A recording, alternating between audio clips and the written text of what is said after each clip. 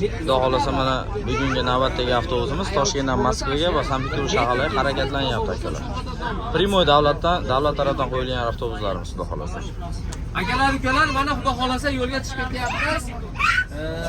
Mana ketdik inshaalloh. Akalar, hozir Rossiyaga mana Qoplonbeyga borganimizdan keyin avtobuslardan ko'ra sal sekinroq chiqadi. Tamoyildan chiqish jarayoni sekinroq bo'ladi. Shuning uchun pechatni urdirib olib, bir zumda men avtobusdan qolib ketdim degan xayol bo'lib qolyapti odamlar. Ketib bormanglar. Qozog'istonga o'tib ketib bormanglar. Nitralka degan joyi bor. Nomerni ko'rib olinglar, kutib turinglar avtobusni. Ha, nitralkada turasizlar avtobusni kutib. Chunki avtobusni tekshiradi, hamma tekshirib turib keyin o'tadi. Tushundingizmi? Zaryadka oladi. Pasport olmabmiz. Rasmini tushirib turib oling bo'ldi. Avtobus chiqishdan oldin mana bir qator ma'lumotlarni aytib qo'yapmiz. Wi-Fi yo'q, tarqatib berasiz, tarqatib beradi. Wi-Fi bo'lmaydi. Bola, avtobus yo'qdimi? Men yaxshiman. Avtobuschi? Zakonni. Rahmat.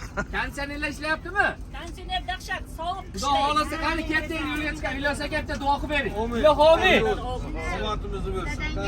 Allohu akbar. Deport olmasdan hammani o'ylagan maqsadiga yetsa hamma. Akalar, shunaqa reyslarda bemalol kelib ketinglar. Xudo xolasa mana yo'lga ketdik.